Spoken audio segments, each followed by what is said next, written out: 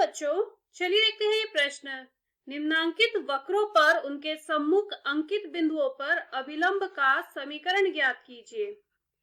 वक्र है y बराबर e की घात x के बिंदु x बराबर 0 पर। इस प्रश्न को करने के लिए हम इसकी मुख्य अवधारणा देख लेते हैं।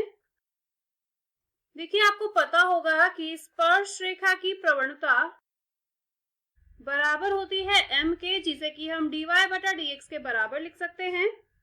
और अभिलंब की प्रवणता बराबर होती है स्पर्श रेखा की प्रवणता के ऋणात्मक व्युत्क्रम के लिए, क्योंकि जो स्पर्श रेखा की प्रवणता होती है और जो अभिलंब की प्रवणता होती है, दोनों का गुणनफल -1 के बराबर होता है। तो यदि आप अभिलंब की प्रवणता को m डैश से दिखाते हैं तो m डैश बराबर होगा -1 बटा m के। और अभिलंब की समीकरण बराबर होती है y माइनस y1 बराबर -1 बटा m x माइनस x1 के। तो चलिए इस मुख्य अवधारणा का प्रयोग अपने प्रश्न को हल करने में करते हैं, जहां पे वक्र दिया है y बराबर e की घात x और बिंदु है x बराबर 0।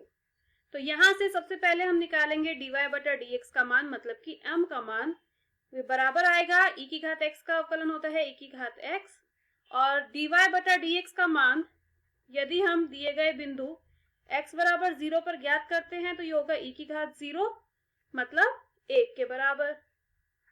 तो यहां से हमें dy बटा dx मतलब कि m का मान 1 मिला है। ठीक है, तो यदि अब आप यहाँ पे अभिलंब की समीकरण ज्ञात करेंगे तो ये होगी y माइनस y1 बराबर -1 बटा m x माइनस x1 के। अब यहाँ पे हमें रखने हैं x1 और y1 के मान।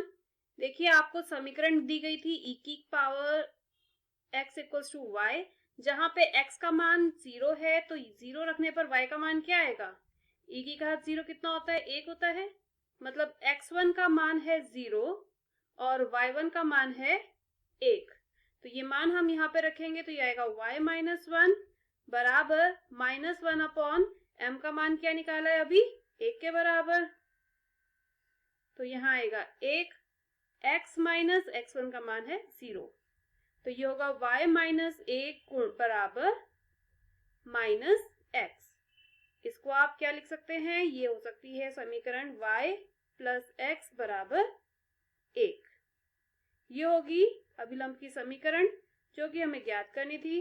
मैं आशा करती हूँ मुख्य अवधारणा की मदद से आपको इस प्रश्न का हल समझ आया होगा। धन्यवाद।